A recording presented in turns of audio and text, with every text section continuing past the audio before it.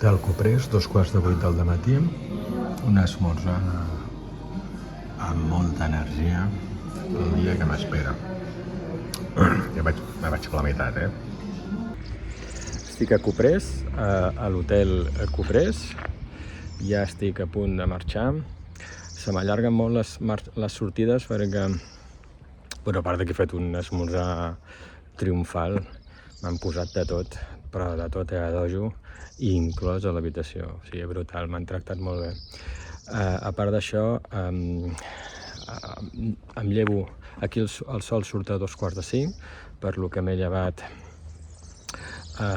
cap allà a les 5 i he començat a carregar imatges cap a l'FTP, els vídeos, que triguen una eternitat, a l'internet anava molt lent, i també doncs, ahir he de deixar carregant, i aquest matí encara he carregat i marxo no carregat del tot, carregaré dintre del quad, i dintre del quad carrego aquí, per un cantó carrego l'iPhone i per aquest altre cantó carrego el tablet, que ja tinc la ruta carregada, ja la tinc instal·lada, i ara anem per la segona part. El quad ja comença a tenir signes de que ha passat per pistes. Vaig sortir ben enguarrat, sort que ja vaig fer una dutxa amb els pantalons i ja m'he posat les botes, per lo que avui ja no tindré el problema d'anar amb els peus molls. Per sort hi ha la zona aquesta que aquí esquitxa poc perquè és la part del davant, però tot i així la bossa de les càmeres s'ha embrutat una miqueta. Ja tinc la bomba per activar benzina cap al dipòsit i les caixes, les famoses tapes que no han arribat, 2 mesos empaitant a la botiga i que no hi ha hagut forma i m'entra aigua dins, perquè la tapa aquesta, he reciclat una tapa de Tòquio, té molts anys i estava trencada. I el que dèiem, aquesta és la ruta que m'espera avui. Hauria d'arribar a 417 quilòmetres. És pistes, que és molt lent anar per pistes.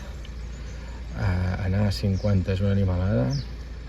Alguna vegada és una miqueta més ràpid, però després hi ha trams que vas a 30.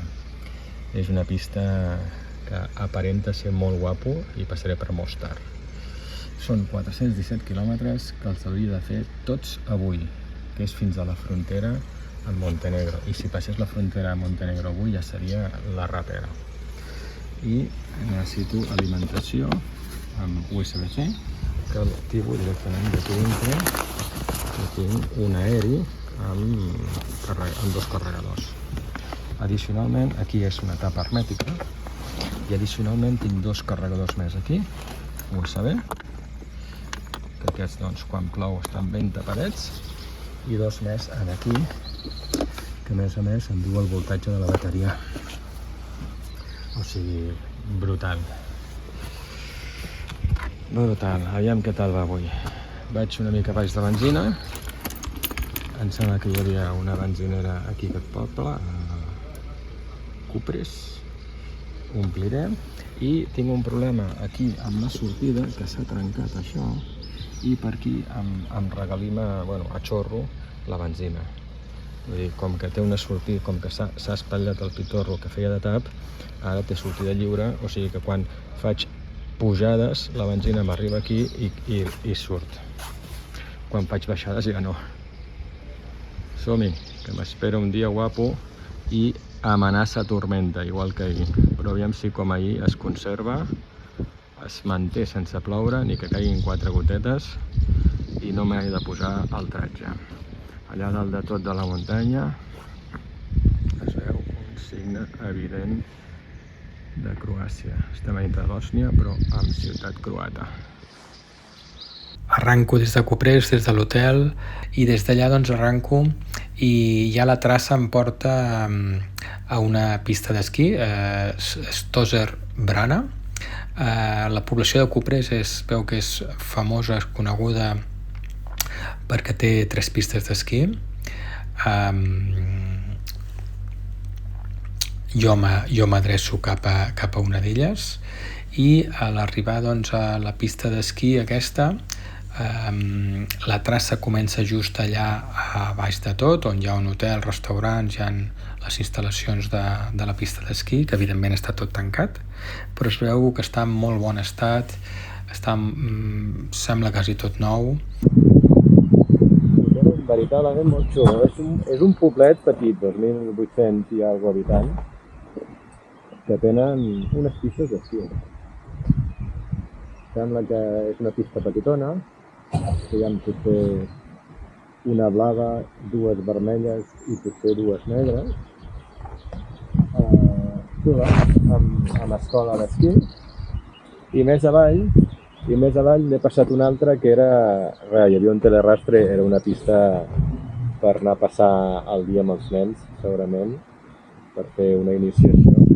I aquí tenen l'altra, que res, va d'aquí fins allà. Xulo, molt guapo, i molt guapo el poble amb aquestes cases de muntanya. Cupres, molt interessant, molt ben entrats a dintre de Bòsnia, perquè no estem a la frontera amb Croàcia, estem ben entrats, i tot i així és una població croata. Em deia la senyora de l'hotel, que per cert he dormit en un llit, he menjat perfecte i he esmorzat com un rei. Em deia la senyora de l'hotel que l'última guerra, la dels 90, la de les Olimpiades de Barcelona, durant les Olimpiades de Barcelona, que aquí es va lluitar 2 vegades, van ser pocs dies, però la segona vegada 200 morts, en els que lluitaven els serbis. Inicialment els serbis que vivien aquí van prendre la ciutat, el poble, i després els bosniocroates, ajudats militarment per Croàcia, van estar lluitant i finalment, acabés com acabés, es va decidir políticament la frontera i formar part de Bòsnia. I em deia la senyora que actualment hi ha 2 famílies musulmanes només, que tots els altres han marxat, i que els serbis també han marxat, que han venut les cases i han marxat, no sap a on han marxat. I per això el 99% de la gent aquí és croat. Si alguna casa veus la bandera d'un nacionalista, és nacionalista croat. I a la muntanya inclús hi ha l'escut ben gran croat, i he vist 2 monuments als caiguts croats. I l'única bandera que he vist Bòsnia ha sigut l'Ajuntament, una mà croata, i Déu-n'hi-do la història d'Europa. I el complicat els anys que han passat.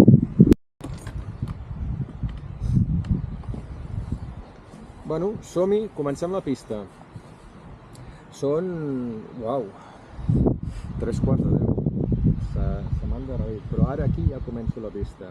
Aviam què tal, allà sí el dia es comporta i no em plou, tot i que amenaça, me'n vaig cap allà, però al final segur que no n'he cap de donar la volta cap allà. Aviam! Des d'allà comença la pista i arribo fins a dalt de tot, on arriben els telecadires, una pujada dura, intensa, una pujada trencabraços, i per haver acabat de començar, que tot està adormit i entumit, ha sigut per despertar-te de veritat. Des de dalt de tot es veuen unes vistes de tota la vall, el poble, molt xulo. I des d'allà la pista em porta doncs, per entre boscos. M'he de ficar en algun moment doncs, el tratge d'aigua perquè torna a ploure. La pista tot enfangat, molts bassals, diverses fangueres, moltes roderes dels llenyataires per treure la fusta, tot i que no me'n trobo cap, però formidable.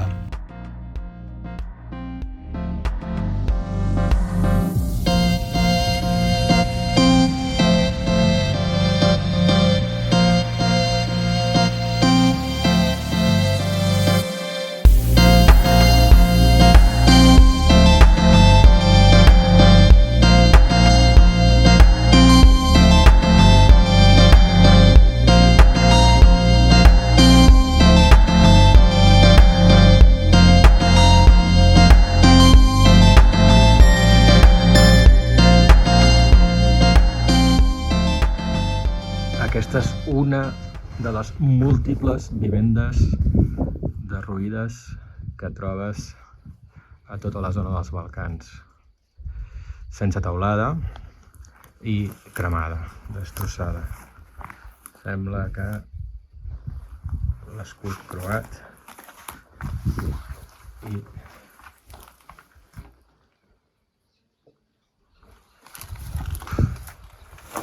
devia fer por estar a tota aquesta zona dels Balcans durant la guerra.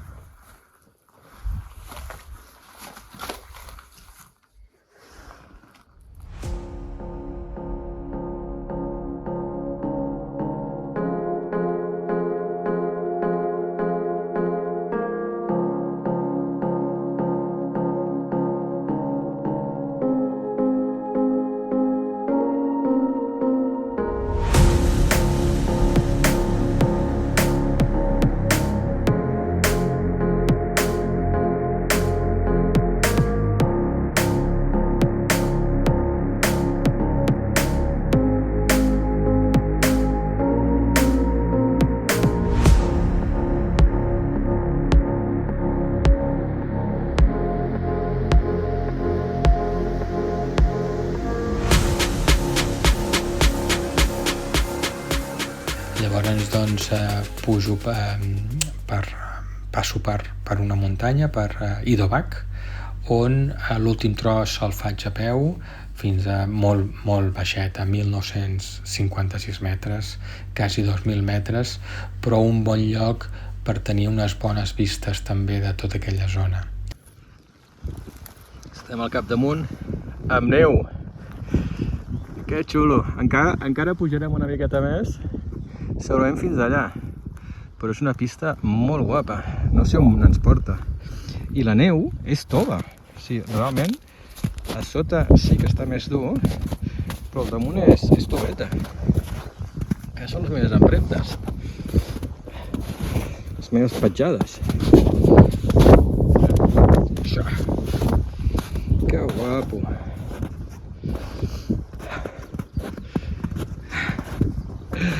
Neu a les rodes a finals de maig. No m'esperava trobar-ho. I aquí sembla que algú s'hi ha quedat clavat, S'ha enfonsat força. Que guapo! Apa-li!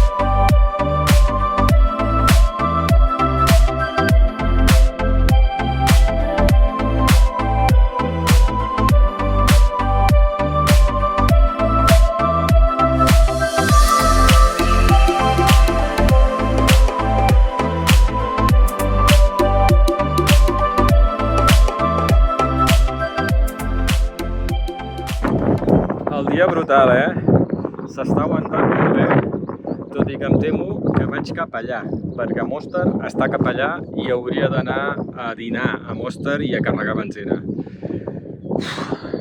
El dia és espectacular i just aquí baix és per on he passat amb neu, aquí, neu, i hi ha taquetes de neu que encara queden de l'hivern i estan a finals de maig.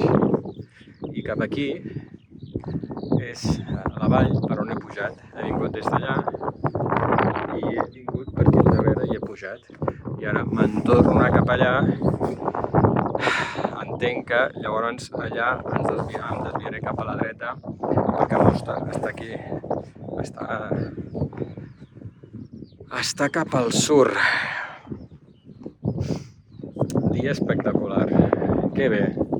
Ahir va ser boníssim, perquè a més no va ploure, muntanya espectacular, igual que avui, des que he deixat el poble, tot ha sigut pista, excepte algun tram molt petit de carretera comarcal entre casa i casa. Tot el més és pista i ara acabo de fer una pujada d'aquelles que és un trencabraços amb quad, és una passada. Que xulo.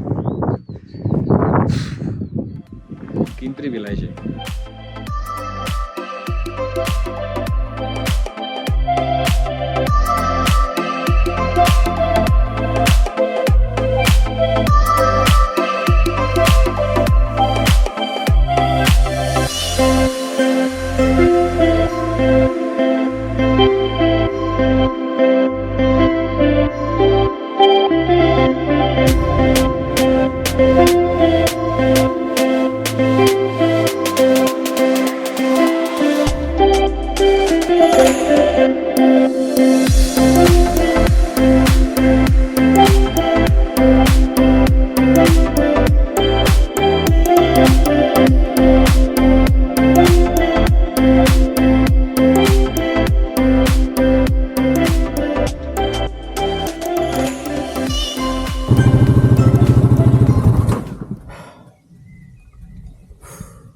Quina pista més xula.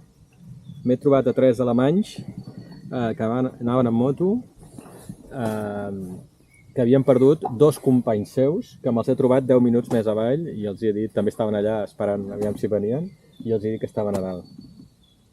Que guapo. Han vingut amb avió i eren motos trialeres, eren motos enduro llogades.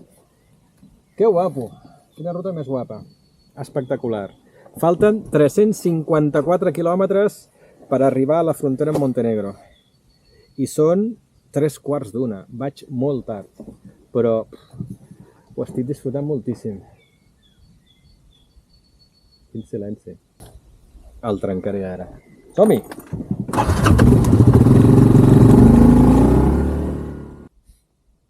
La ruta és per la dreta del llac. Deu ser... No, allò és carretera. Deu ser pista, però no sé quina. Però és per la dreta. I es desvia per anar a l'illa, per si volgués... És que no tinc gana encara. I hauria de fer quilòmetres. M'ho fet molt, perquè si no seria un bon punt per anar a dinar allà. Que guapo. Que guapo.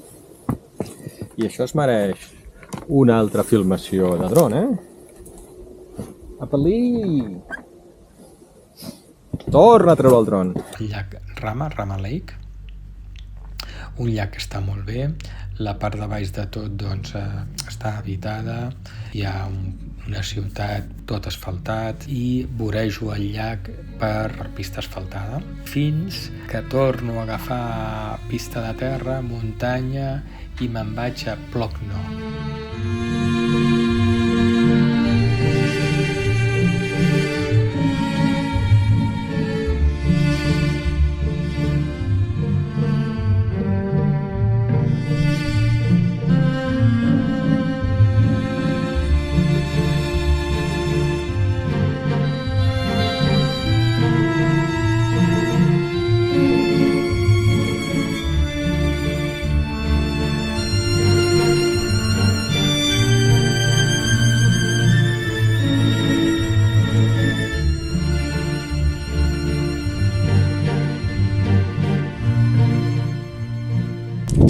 En aquests moments em queden 199 quilòmetres per arribar a la frontera amb Montenegro.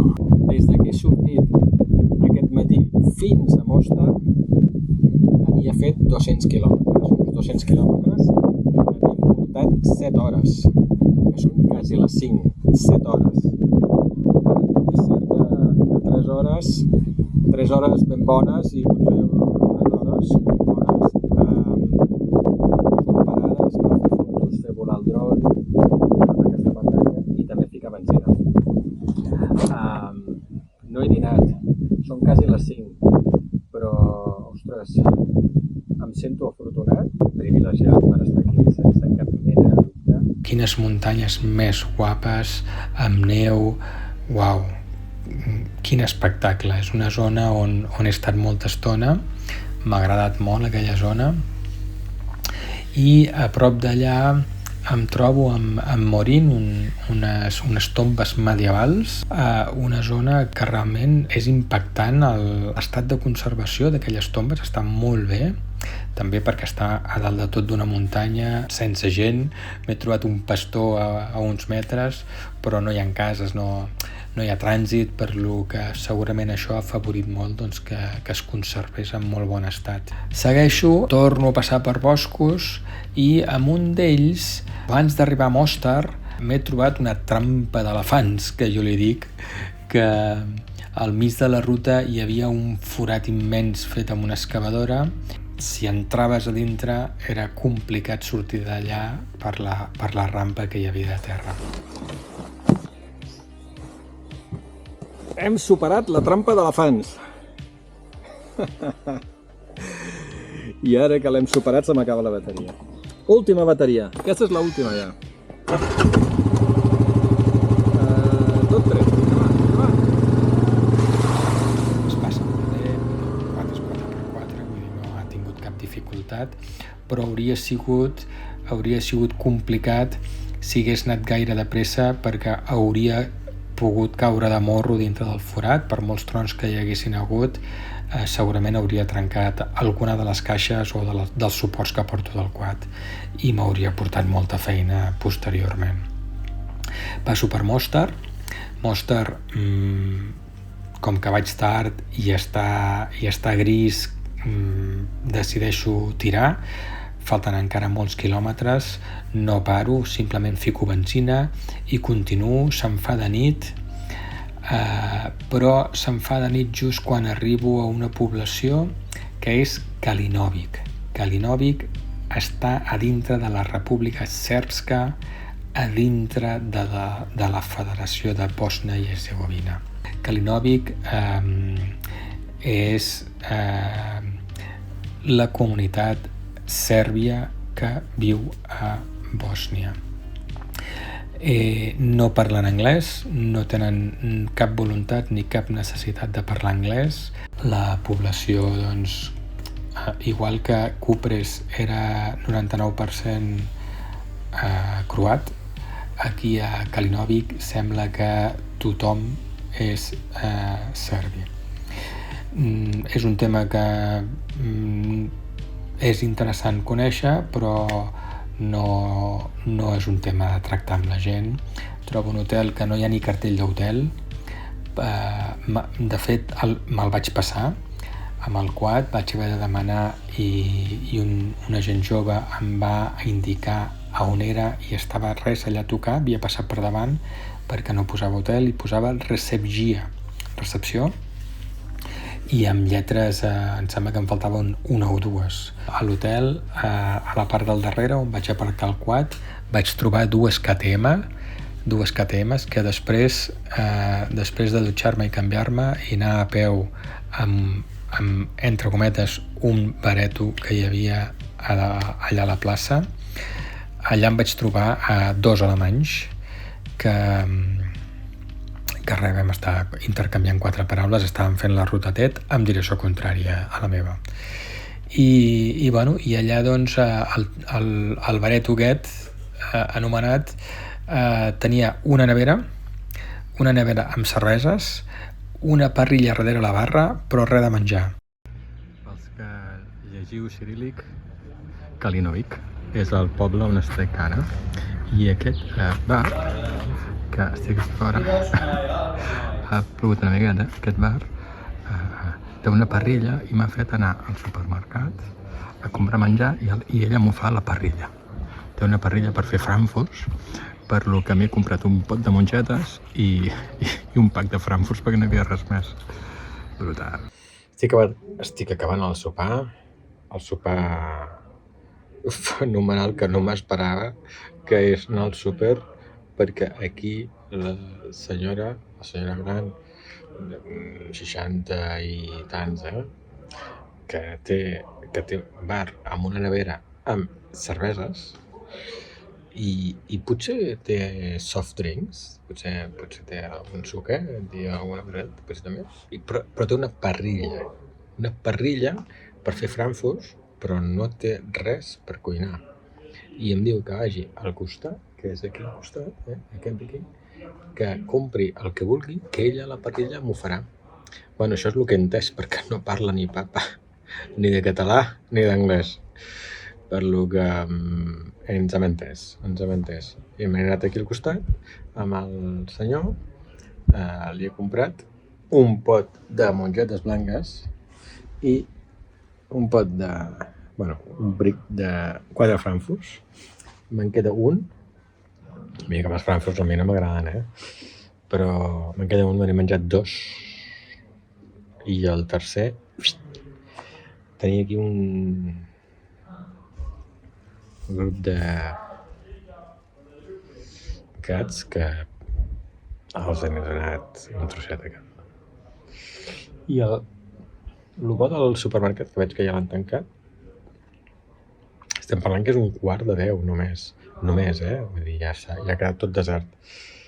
I l'home, un senyor gran, del súper, quan aquest senyor m'ha dit vés al súper, jo he anat al súper, llum a dintre, tot il·luminat, però la porta estava tancada.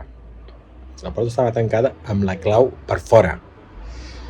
I jo no he posat la clau, he trucat, escolta, res, no. I, he caminat amunt, aviam si per la finestra, tampoc hi havia res, i quan caminava més amunt, aviam si hi havia una altra finestra, ha sortit el senyor de la casa del costat i m'ha fet indicacions com que sí, que era del súper. I sí senyor, sí. L'home ha arribat a la porta, ha obert la clau per fora, ha obert, ha entrat a dins i, evidentment, ni una paraula d'anglès. L'únic que sí que sabia era els 3 euros. Això sí que ho sabia, perquè està clar que aquesta ciutat passa molta gent que fa la ruta com la que estic fent jo. De fet, quan sortia per venir cap aquí hi havia 3 ciclistes, 3 a mountain bike, potser britànics, no ho sé, parlaven en anglès, no crec que hagin vingut dels Estats Units. Els he sentit sortir perquè tenia gana i he vingut cap aquí. Però just han arribat quan estava ja fent-se fosc i quan estava plovent. O sigui, han tingut sort aquesta gent en bicicleta. Això sí que és brutal i no el que faig jo. Anar en bicicleta, fer aquesta ruta en bicicleta. Heel erg laat nog. Good. Spasiba. Ha sortit la senyora. Somriu. És una passada, la iaia, 60, entre 60 i 70, somriu, té un somriure molt maco, sí, tot molt expressiva i feliç de poder-me cuinar i, m'ha enviat al supermercat, però ja podria tenir alguna cosa aquí, però molt bé, molt content, i seguim a Kalinovink. Està clar, no? I segueixi per cotxes. Però això és com un poble d'aquells petits, que pots aparcar a davant del bar, els 2 iaios que hi ha a dintre, pots aparcar davant del bar, ocupant el carril, un dels carrils d'anada o el de tornada, i no passa res. L'altra gent, mira, els que passen, ara aquest passarà a l'altre carril, no passa res. No passa absolutament res. Per què? Perquè és un poble, no passa res. Sembla que va ser un tren. Què és el que està passant?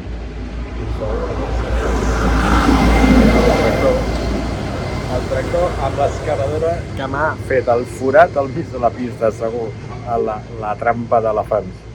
I res, bona nit i demà més.